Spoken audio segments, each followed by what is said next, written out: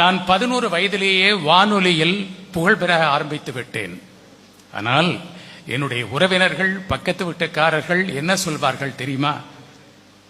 நீ ரேடியோவில் இவ்வளவு பாப்புலரா இருக்கிறது உங்க அம்மாவுக்கு எதுவும் பெருமை இல்லையே.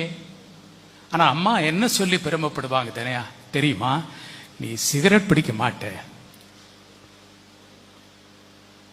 லிக்கர் குடிக்க மாட்ட என்பது அவங்களுக்கு பெருமை.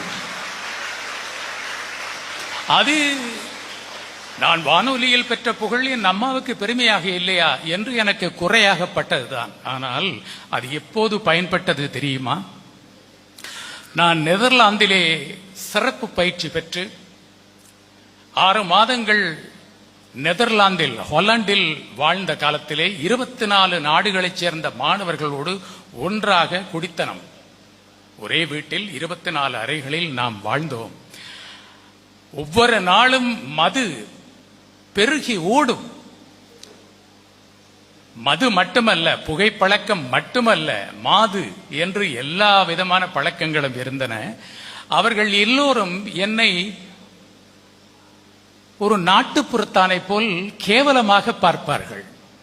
இவன் தண்ணி அடிக்கிறான் இல்ல, சிகரெட் கூட குடிக்கிறான் இல்லை என்று. அப்போது எனக்கு ஒரு ரோஷம் வந்தது.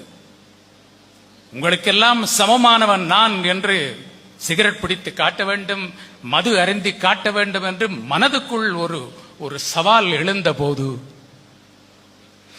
என் அன்னையின் முகம்தான் என் மனக்கண்ணில் வந்தது.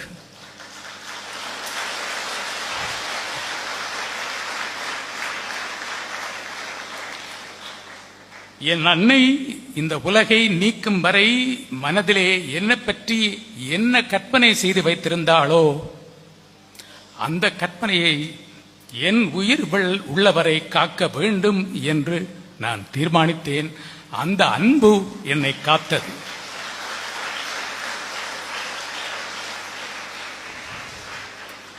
இதை எதற்காக சொல்கிறேன் என்றால், நீங்கள் உங்கள் பிள்ளைகளின் மீது வைக்கும் அன்பு அரணாக நின்று அவர்களை காப்பாற்றும். அதுதான் மிக முக்கியம். ஆகவே அன்னையரே, தந்தையரே, நீங்கள் உங்கள் பிள்ளைகளின் மீது கொள்ளும் அக்கறை, அன்பு நிச்சயமாக இது போன்ற தீய பழக்கங்களிலிருந்து அவர்களை காக்கும்.